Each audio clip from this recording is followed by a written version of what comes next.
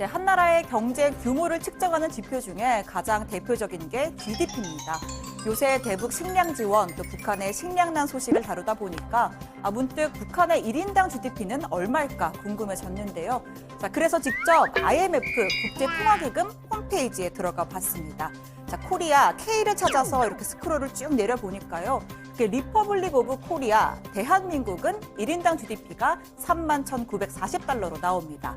자, 그런데 바로 위에 있는 북한은 노 데이터, 기입된 수치가 아예 없습니다. 아무래도 북한이 자료를 제공하지 않아서겠죠. 자, 어떻게 알아볼 방법이 없을까요?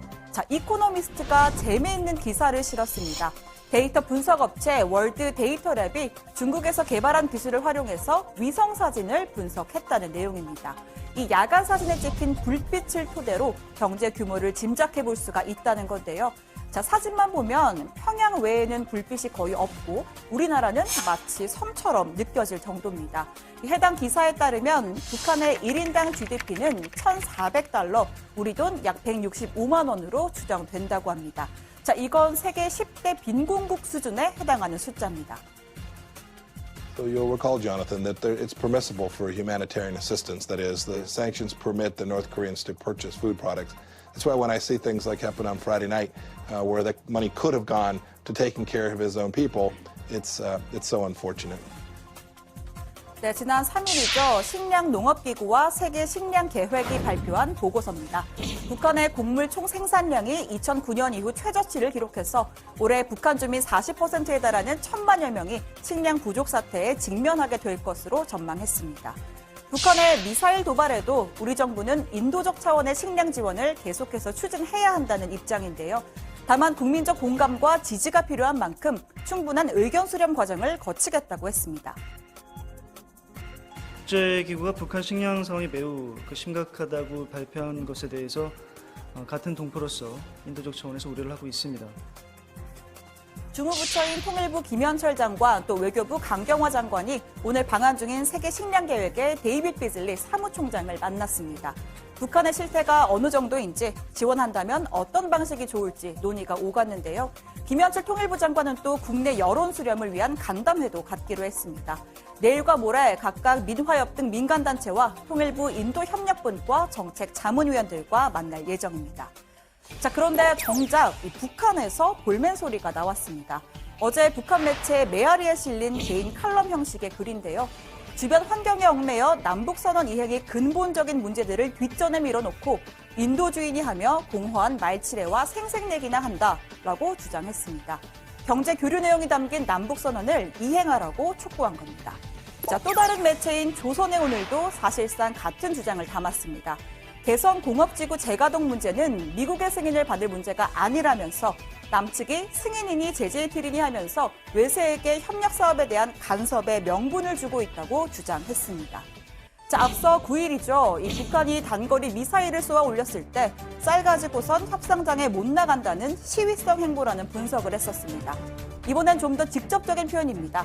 인도적 지원으로 비핵화 협상에 영향을 미치려는 접근 방식에 불만을 표출함과 동시에 최악의 식량난이라는 부끄러운 상황이 계속 언급되는 것을 꺼리는 메시지로 풀이가 됩니다. 자, 미국 트럼프 대통령은 소위 북한 날리기에 나선 모양새입니다. 정치 전문 매체 폴리티코와의 인터뷰에서 북한의 미사일 도발을 전혀 신뢰 위반으로 생각하지 않는다라고 했습니다. 단거리 미사일이었고 매우 일반적이라는 겁니다. 또 어느 시점에 김정은 위원장에 대한 신뢰를 잃게 될 수도 있지만 지금은 전혀 그렇지 않다고 말하기도 했습니다. 계속해서 대화의 문을 열어둔 겁니다. 자, 대신에 폼페이오 장관이 배드캅, 나쁜 역할을 자처했는데요. 이 판을 깨지는 않겠지만 핵 개발에 시간을 벌어준 전임 정부의 전철은 밟지 않겠다고 강조했습니다. 북한이 대미 압박 수위를 높이는데 끌려가지 않겠다는 뜻입니다. Past efforts, agreements that we'd entered with North Korea only produced more North Korean nukes and American diplomatic failure. Our diplomacy with the DPRK is laser focused on making sure that we never again have to reopen the North Korean nuclear file. 문재인 대통령은 취임 2주년 대담에서 대북 식량 지원을 논의할 여야 대표 회담을 갖자고 제안했습니다. 식량 지원은 국민적 합의를 얻어야 하고 또 국회 차원의 논의도 있어야 한다고 설명했었죠. 자, 그런데 자유한국당은 5당 대표가 아닌 1대1 영수회담을 하자, 또 여야적 협의체는 교섭단체 3당만 만나자라는 역제안을 해왔습니다. 대화 의지가 있다면 청와대가 받아들이지 않을 이유가 없다고도 주장했습니다. 제가 1대1 영수회담을 해야 한다고 했더니 청와대에서 온갖 핑계를 대면서 거부하고 있습니다. 무조건 여야 대표들이 다 함께 한꺼번에 모여야 한다고 하는데 도대체 뭐가 두려워서 저와의 단독 만남을 피하는 것인지 알 수 없습니다. 하지만 청와대는 이 대표회담의 목적이 식량 지원에 대한 여야의 지혜를 모으자는 취지였고, 따라서 황교안 대표의 제안을 받아들일 수 없다는 답을 내놨습니다. 또 여야정 상설협의체도 5당이 함께하는 게 원칙이라는 입장을 재확인했습니다.